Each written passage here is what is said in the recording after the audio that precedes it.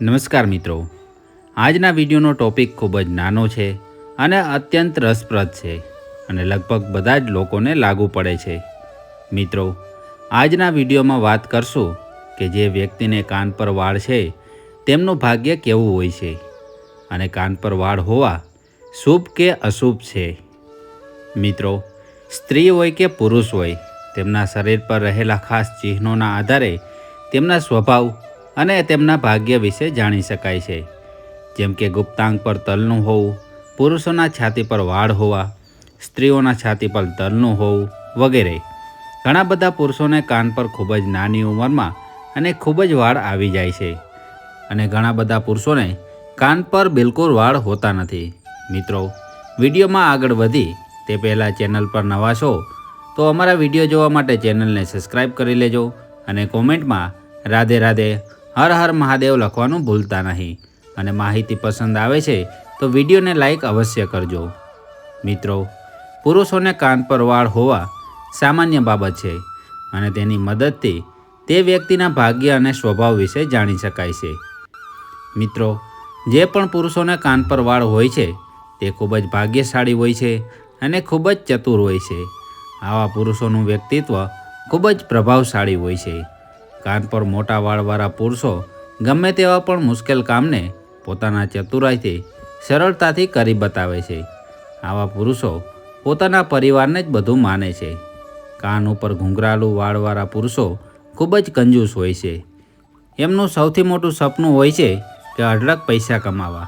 મિત્રો, આવા વ્યક્તિ પોતાના જીવનકાળ દરમિયાન અઢળક પૈસા કમાય છે, પરંતુ તે પૈસા પોતાના માટે વાપરી નથી શકતા. કેમ કે આવા વ્યક્તિઓને પૈસા ખર્ચવામાં ખૂબ જ તકલીફ પડે છે. આવા વ્યક્તિઓનું ધન તેમના પરિવારજનો અને તેમના બાળકો ઉપયોગ કરે છે.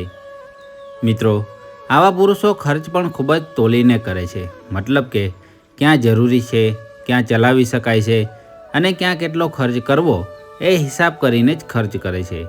મિત્રો, આવા પુરુષો કંજુસાઈ એટલા માટે કરે છે કે તે પોતાના પરિવાર માટે સારી સગવડો ઊભી કરી શકે અને તેને જે તકલીફ ભોગવી છે તે તકલીફ આવનારા સમયમાં તેમના સંતાનોને ભોગવવી ના પડે. અને આવા વ્યક્તિ આગળનું વિચારીને ચાલે છે અને તેમના સપનાઓ પણ ખૂબ જ મોટા હોય છે અને તેને પૂરા કરવા માટે સતત પ્રયત્ન કરતા રહે છે. મિત્રો, સૌથી મોટો સવાલ એ છે કે શું કાનના વાળ કાપવા જોઈએ? મિત્રો, પહેલાંના સમયમાં આપણા દાદા પરદાદા અને તેમના વડીલો પણ કાનના વાળને કાપતા ન હતા, પરંતુ અત્યારના સમયમાં લોકો કાનના વાળને કાપે છે અને તે એક સામાન્ય બાબત છે. પરંતુ જો તમારે કાનના વાળ કાપવાની જરૂર પડે છે તો સાવ મૂળમાંથી ના કાપવા જોઈએ. શાસ્ત્રો અનુસાર કાનના વાળને મૂળમાંથી કાપવાથી તેની ખરાબ અસર આપણા ભાગ્ય ઉપર પડે છે અને સામાજિક, આર્થિક અને પારિવારિક પ્રવૃત્તિઓમાં અડચણ આવે છે. જો તમારે કાન પર વાળ કાઢવાની જરૂર પડે છે તો કાપવા કરતાં તેને હાથેથી ઉખેડવા વધારે સારું રહેશે. આવું કરવાથી તેની નકારાત્મક અસર આપણા ભાગ્ય ઉપર પડતી નથી. મિત્રો, અત્યારના મોડર્ન સમય પ્રમાણે કાનના વાળને કાઢવા ખૂબ જ આવશ્યક છે. કેમ કે અત્યારના સમયમાં ભાગ્યે જ કોઈના કાન ઉપર વાળ જોવા મળશે. કેમ કે એ દેખાવમાં ચહેરા પર ખૂબ જ ખરાબ લાગે છે અને ચહેરાની સુંદરતાને બગાડે છે. મિત્રો, કાન પર વાળવાળા પુરુષો ખૂબ જ ભાગ્યશાળી હોય છે અને ચતુર હોય છે. સાથે સાથે કંજૂસ અને લાલચી પણ હોય છે.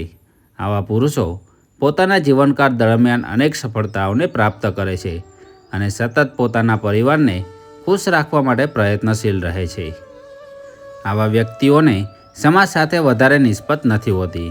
મિત્રો, શું આપને પણ કાન પર વાળ છે અથવા તો આપના ગ્રુપમાં અથવા પરિવારજનોમાં કોઈને પર કાન પર વાળ છે અને અમે જણાવેલી વાતમાંથી કેટલી વાત એમના માટે સત્ય છે તે કોમેન્ટમાં અવશ્ય જણાવશો. મિત્રો, આશા કરીએ છીએ આજની જાણકારી પસંદ આવી હશે અને પસંદ આવી છે તો વિડીયોને લાઈક અવશ્ય કરજો અને ચેનલ પર નવા છો તો ચેનલને સબસ્ક્રાઈબ કરી લેજો અને કોમેન્ટમાં રાધે રાધે હર હર મહાદેવ લખવાનું ભૂલતા નહીં.